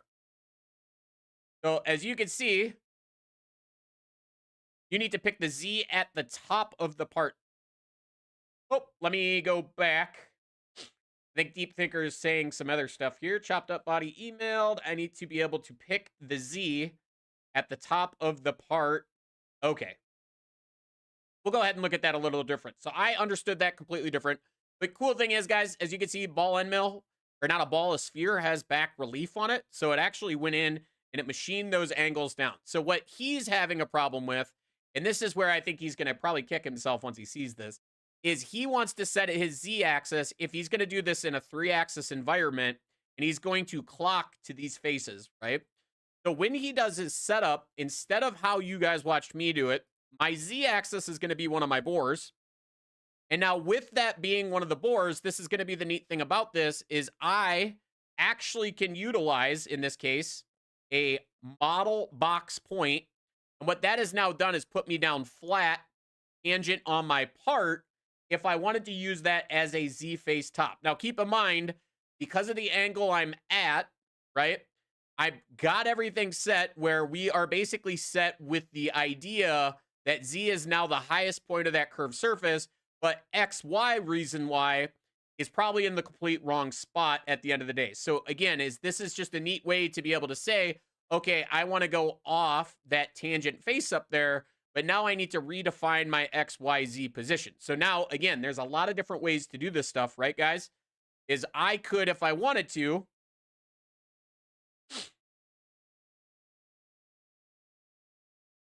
you need Z over top of center of the holes and your depth is from surface. Okay, so your depth goes from here to the bottom and you want to be XY on center, right?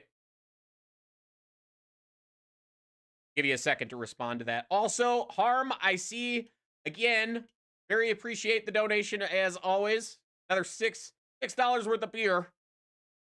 Okay, so there's a couple of things you could do, Deep Thinker. I mean, it's everybody to each their own, right? I have a million ideas on this, and one of the easiest things I'm thinking off the top of my head, again, guys, don't judge me on thinking. If you guys see smoke, I'm going to be okay.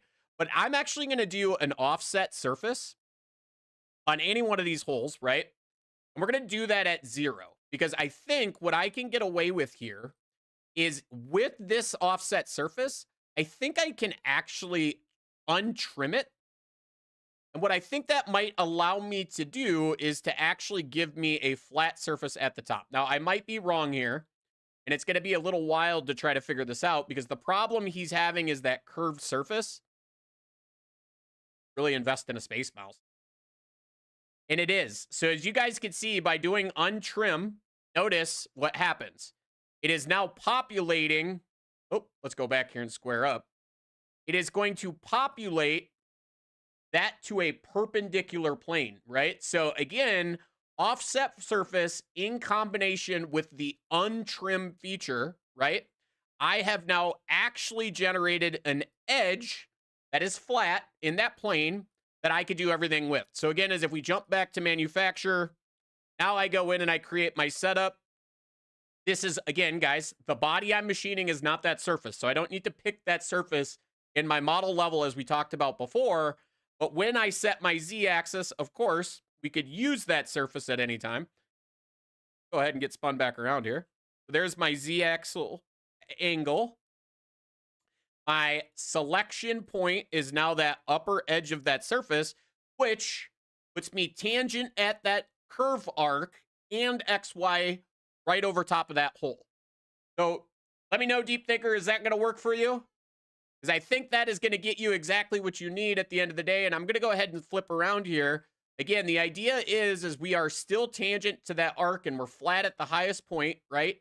And then he wanted to be XY on center of that hole. And I did that again by utilizing a offset surface. And then with that offset surface, I untrimmed it, making it take that tangential arc away and extended it out, made it nice and flat. So we got the confirmation. Yes, that is going to work for you. Awesome. Glad to see it. I got me curious. Where is your origin on this part? This is why everything's rotating weird. The origin's out here in the middle of nowhere. So everything was flipping around all wild on me. So again, guys, if you have any questions, we hit 109 viewers, man. I feel like at one point we documented the high view count. I'm going to go ahead and check a few things here real quick. Make sure we aren't ignoring anybody that may be submitting tickets. Go ahead and run this. We're actually... That guy is muted. Sweet. I had to mute my test server that somebody built in Discord. Good old spam email. Somebody is wanting me to send them parts to machine. Don't you guys all wish that? Well, Fusion Phil would send you guys parts to machine.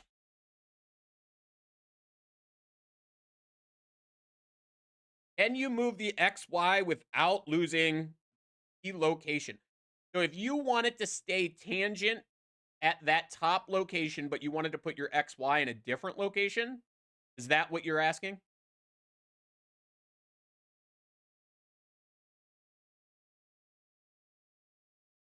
Any idea when we will get transitional moves in machine? Jester, they're already there. I don't know if you know that. You might just have to grab the latest post-processor. Between strategies. Yeah. So the transitional moves are there. So there's a couple of things I could think to do in Deep Thinker, your case. Again, there's a lot of things that I can think that is possible, right? So what I'm going to do is I'm going to jump back to not generative design. So technically, I can move this surface at any time.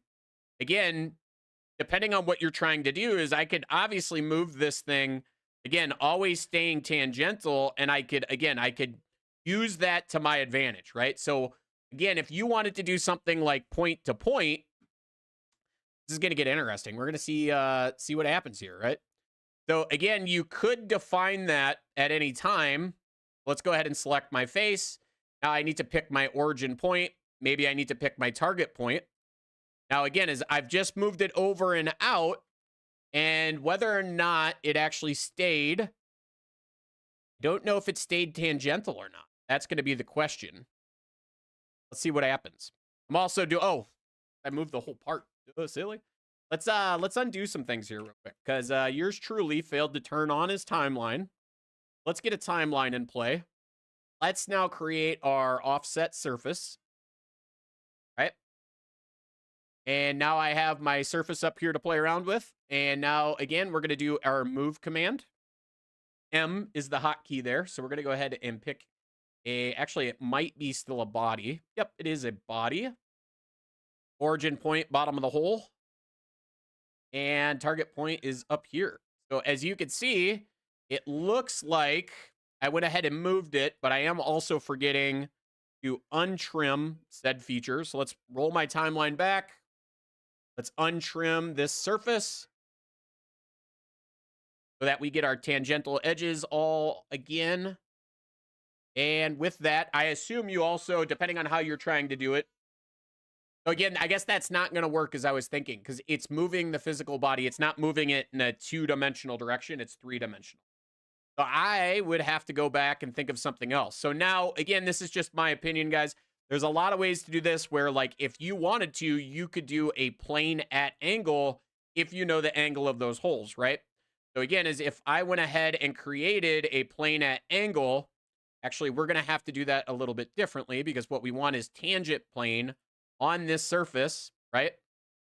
And then that tangential plane needs to be set based on an angle that you want to. So again, a lot of different things for you guys to do. Set your face, set your reference plane, and then away you go. Oh, let's see here. We have our construction planes turned off because somebody cut up this model. Let's do that one more time.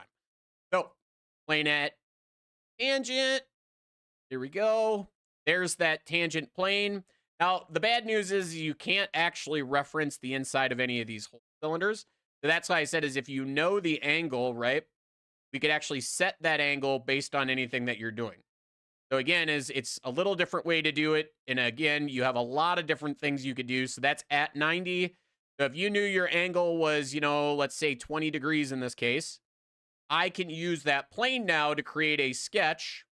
And then with that sketch, I could, project a corner if that's how I wanted to pick up my WCS, right? So now that corner is what I'm using based on that tangential plane. So Jester says that we do not have linking moves between operations. Let's pull that up and take a look.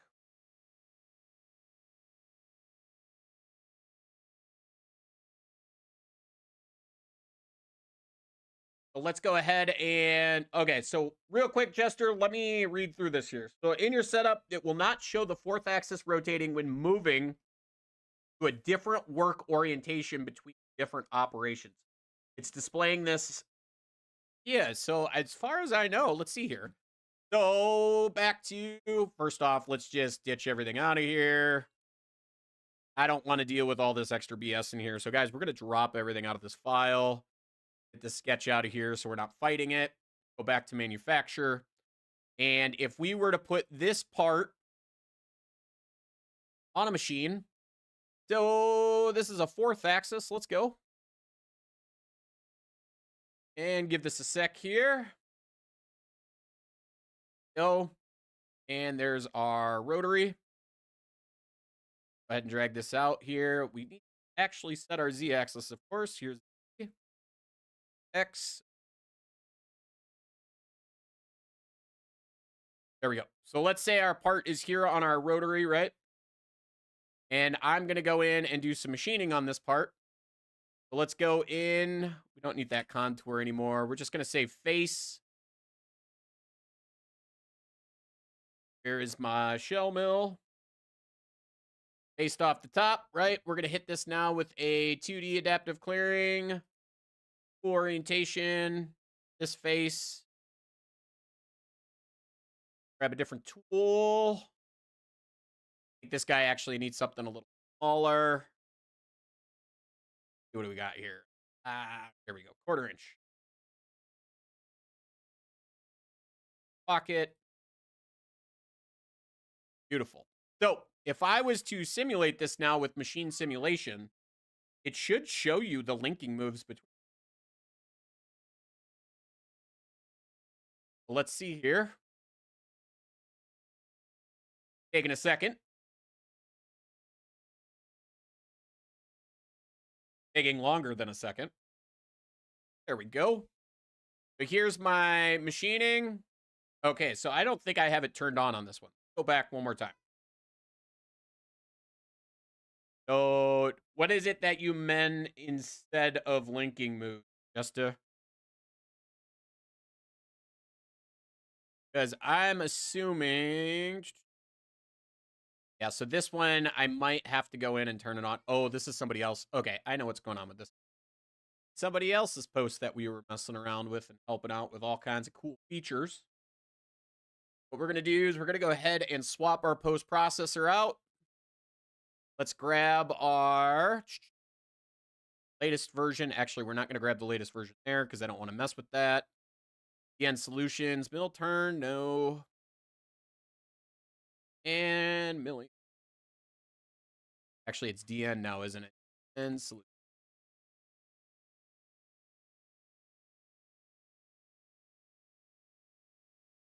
So right here, it says simulate connecting move.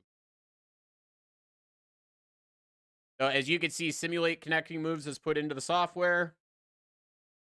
Now, if we machine sim this, you should see that moves.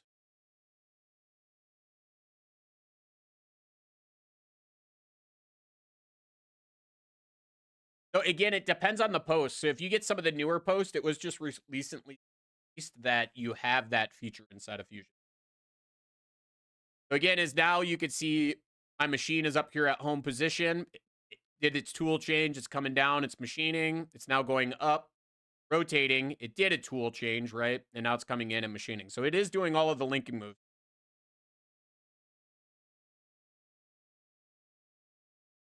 Oh, yep. As you can see, the linking moves are there. So, all right. So what else we got? So Mads, it's hard to understand what that message means. I think you may have already called it 5 o'clock somewhere. Cool. Anybody else have any other questions outside of that? I think what he's referring to is you can create a access through cylinder.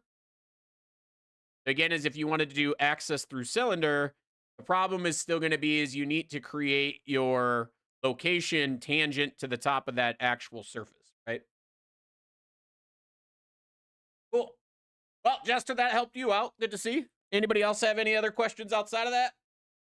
Actually, we're 8 minutes away, and I haven't sales pitched any of you guys yet. And we did talk about possibly looking at the project that I'm working on. So I'm going to go ahead and pull this back out here. Totally forgot that we're going to do this. Let me get my other screen over here. So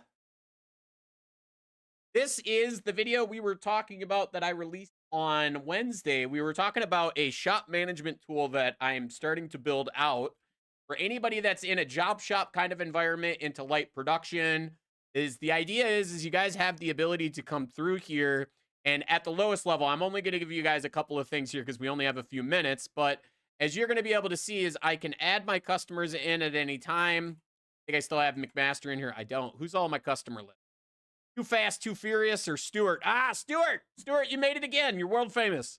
So again, is if I go in and I say Stuart in this case, again, my part number could be whatever I want it to be. And the number of parts that I'm working on, we could even upload your files for your drawings and your parts. And then what I like to say is if we're going to add some like 1018, 2-inch round, and then that's going to cost me, actually, we're going to need 2 bars for this job. It's going to be $65 a bar. I'm going to order it from McMaster. This is all the neat things that people were wondering about. So as you can see, is now I can put it through my work center. So maybe I want to send it to the saw. Again, it's going to take, 10 minutes to set up, and it's a minute per part. And it's automatically starting to roll up the costing on how I should actually quote this part out. Now, we are doing a few things here. We're also going to add you a price per part. But if you just go through the process here, this is the idea is to get you guys to the point where when you're quoting something, all of this is preparatory stuff for later so you could do less work, right? So again, BF4, we're going to send it to a different machine. Let's say we're going to, I don't think I have any lathes in here yet. UMC 1000, again, 45 minutes. Maybe it's a 15-minute cycle, but the pricing is all rolling up down here to the bottom so that you can quote your customers. But the idea is all of these work centers, as you guys are using to create the quote as if you walked it through your shop, the idea is later, once you turn this into the job side of the thing, we can actually track what's going on in your shop and schedule everything out so you guys have that, right? So I do see a couple of things here. Deep Thinker, I got it. Offset plane, yep. There you go. So it looks like you got it quite well for there. So again, this is something we're working on. If you guys want to see more about this, feel free to send us an email. I'm happy to work with you guys closely. We are doing pre-sales on this right now to be able to track and monitor everything on your shop. So what I'm going to do now, I don't know how you guys do it, but I'm going to give you guys the sales pitch on how you can help me, which means for the most part, all of you guys are going to start asking questions now, like always, right? So as you guys know, some of the stuff that we have going on, let me see here. Where is my, oh no, that button doesn't work. Let's go down here. There we go. We'll do this the manual way, I guess. So as you guys know, there's a lot of ways you could support this channel, of course. Everything from just nothing more than a like and subscribe to, as some of you may have seen here today, is several people sending supers. People can buy beers through my website. As always, that helps a ton. You could also look to jitcadcam when it comes time to buy your software from Autodesk or need things like post-processor edits to custom one-on-one training. And we do actually offer things like contract programming as well. So if there is no other questions out there, I'm going to go ahead. We're going to give it the count to 5. That's how long it's going to counting down to when I get to drink. 5, 4, 3, 2, 1. All right. So it looks like no more questions. Guys, it's always a blast to have you guys on every Friday. As always, have a great weekend. Unless you're working overtime this weekend. Sucks to be you, I guess. No, I'm kidding. My heart goes out to you guys that are stuck out there working weekends and long shifts. I know all about it. I actually work more hours now than I ever have. But with that, it's not what you know, it's who you know. And you know Fusion Phil here at jitcadcam. Go out, have a great weekend, and get back to it Monday morning.